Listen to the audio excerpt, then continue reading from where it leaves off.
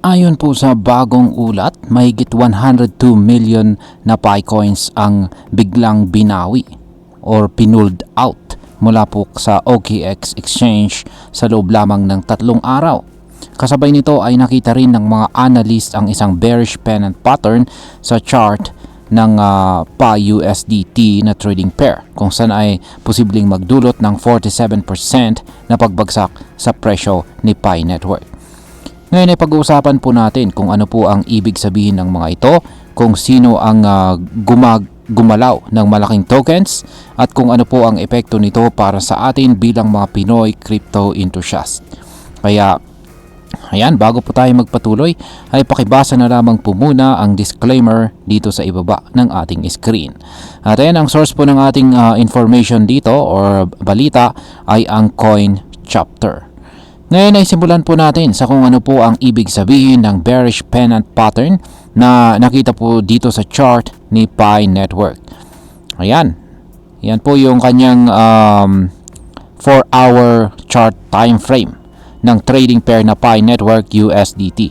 Dito po na form yung tinatawag na bearish pennant pattern. Yan po yung binubuo ng dalawang kulay red na linya. Ayan.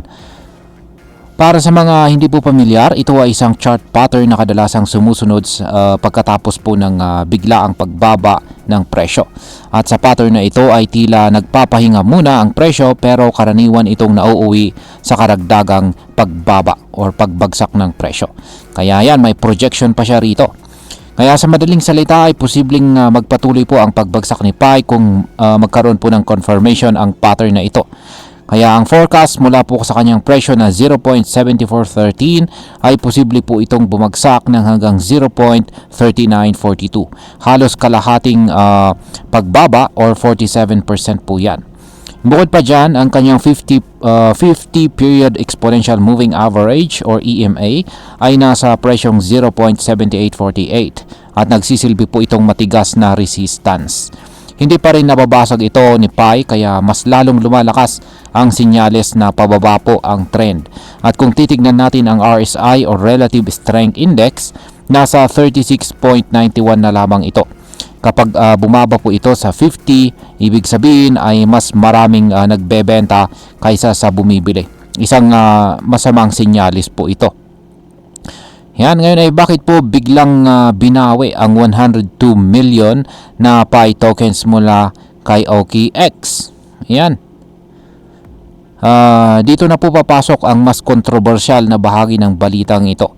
Mula po sa kalagitnaan ng buwan ng May hanggang May 27, 2025, ngayon po yan, mahigit 102.7 million na Pi coins ang binawi mula sa OKX exchange. Ang pinakamalaking transaction ay isang galaw lamang po na 70 million tokens agad ang nailipat. Meron pong ilang mga nagsasabi na sign daw ito ng paglago ng ecosystem ni Pi. Ayon po sa kanila, baka ginagamit na raw ang tokens sa aktual na blockchain utility. Pero marami rin ang nagdududa at nagsasabing baka ito ay gawain ng mga insider na tahimik na nagbebenta ng malalaking halaga. Ibig sabihin ay may posibilidad na mismong mga nasa loob ng Pi Core team o may connection sa kanila ang unti-unting nag-o-offload ng kanilang tokens. Isang bagay na pwedeng magpababa ng kumpiyansa sa project. Ngayon is ano naman po ang on-chain investigator tungkol sa dalawang Pi wallets? Ayon po kay Dr. Alcoin, isang kilalang on-chain investigator, may dalawang Pi wallets na kahina-hinala ang galaw. Ang una ay ginawa pa ng Pi Foundation 4 na taon na ang nakalipas at naglalaman dati ng 2 million na Pi tokens. Ang wallet na ito ay bahagi raw ng isang malawak na grupo ng mahigit 22,000 wallets na ginawa ng mismong Pi Core team. Ang ikalawang wallet naman, bagong gawa lamang ito. 20 days old pa lamang at nag-umpisa sa 1 Pi token ang laman. Pero sa loob po ng 3 linggo, 1.4 million na Pi tokens na ang natanggap nito galing sa unang wallet. At ang catch, lahat ng tokens na yan ay naipasok po sa Gate.io exchange. Isang palatandaan na posibleng naibenta na ang halos buong halaga. Ngayon halos wala ng laman ang parehong wallet. ang original wallet ay may 584,000 na lang, habang ang second wallet ay may 327 Pi na lamang. Ayan. Legal ba ito? May karapatan ba ang PiCore team na ibenta ang kanilang tokens? Ayon po kay Dr. Altcoin, may karapatan naman talaga ang PiCore team na magbenta ng tokens, lalo na kung ito ay para pondohan ang project gaya ng $100 million na Pi Network Ventures Initiative. Pero ang problema ay kulang po sa transparency. Hindi malinaw kung paano po ibinababa ang liquidity, kung paano po ang token sale plan, at walang sapat na updates na ibinibigay sa community. Kung gusto po talaga nilang mapanatili ang tiwala ng kanilang users, kailangan nilang maging bukas sa mga galaw nila at maglabas ng mas malinaw na plano tungkol sa token supply at saka distribution. At yan, ngayon ay ano naman ang epekto ng 110 million na mga bagong Pi tokens sa circulation. Yan.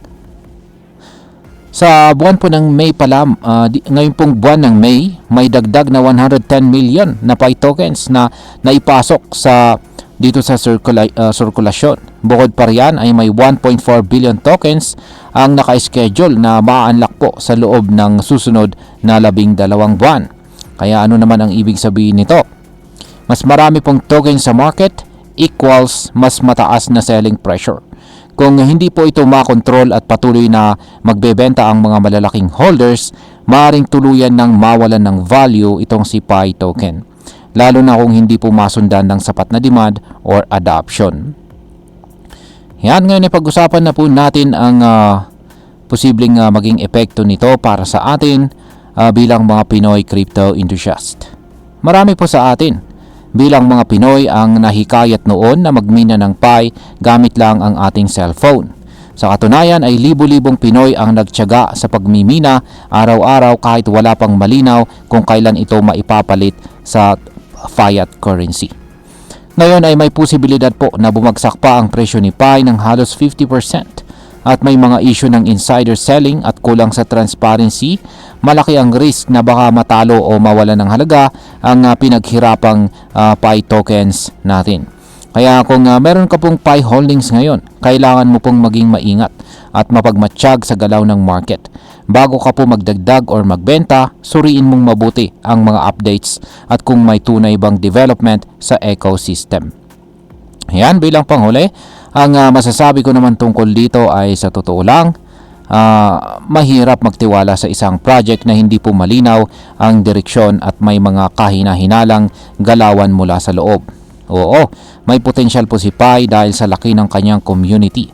Pero kung hindi po sila magiging transparent at kung wala po silang solid na plano para sa token economics, posibleng mauwi lang ito sa hype na walang katotohanan.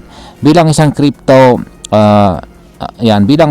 enthusiast, yan, ang payo ko po ay magkaroon tayo ng masusing analysis bago po tayo pumasok sa anumang investment. Hindi lahat ng sikat ay siguradong ligtas. At higit po sa lahat ay huwag po tayong basta-basta magtiwala kung walang malinaw na roadmap o update mula sa team. At ayun, hanggang dito na lamang po tayo sa video na ito mga ka-crypto. Marami pong salamat sa panunood. Ingat po tayo lagi at God bless po sa ating lahat.